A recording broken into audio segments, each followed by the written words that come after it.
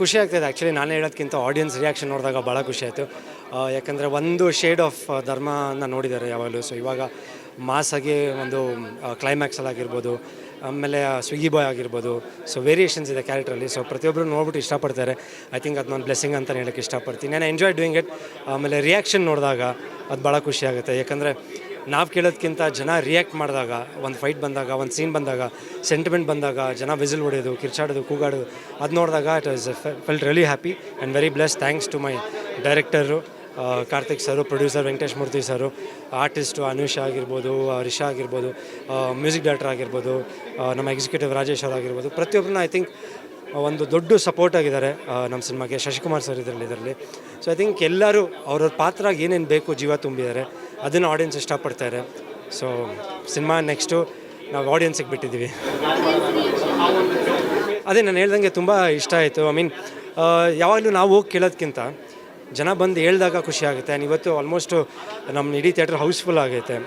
So I think ನನಗೊಂದು ಖುಷಿಯಾದಂಥ ವಿಷಯ, ಸುಮಾರು ದಿನಗಳಾದಮೇಲೆ ನನ್ನ ಸಿನಿಮಾ ಒಂದು ಹೌಸ್ಫುಲ್ ಆಗಿರೋದು ಆ್ಯಂಡ್ ಜನ ಇಷ್ಟಪಟ್ಟಿರೋದು. I think it's a blessing ಅಂತ ಹೇಳಕ್ಕೆ ಇಷ್ಟಪಡ್ತೀನಿ.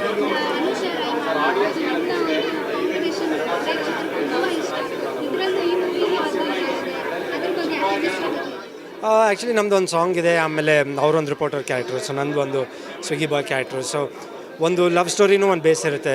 ಆಮೇಲೆ ಕಷ್ಟದಲ್ಲಿ ಕೈ ಹಿಡಿಯೋರು ಹೆಂಗಿರ್ತಾರೆ ಆ ಥರ ಇರ್ತಾರೆ. ಆಮೇಲೆ ಒಂದು ಎಲ್ಲೋ ಒಂದು ಕಡೆ ಒಂದು ಮನಸ್ತಾಪಗಳು ಬಂದಾಗ ಯಾವ ಥರ ಇರ್ತೀವಿ. ಸೊ ಐ ಥಿಂಕ್ ಅದೂ I think many people have told nice combination ಚೆನ್ನಾಗಿ ಕಾಣ್ತಾ ಇದೆ ಅಂತ. So it's nice.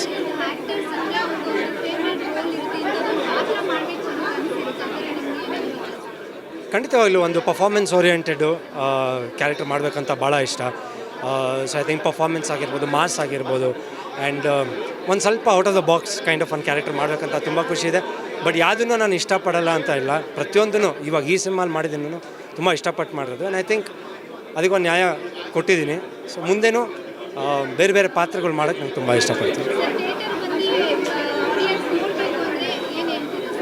ಒಂದು ಎಂಟರ್ಟೈನ್ಮೆಂಟ್ ಸಿನಿಮಾ ಆ್ಯಂಡ್ ಒಂದು ಮೆಸೇಜ್ ಓರಿಯೆಂಟೆಡ್ ಸಿನಿಮಾ.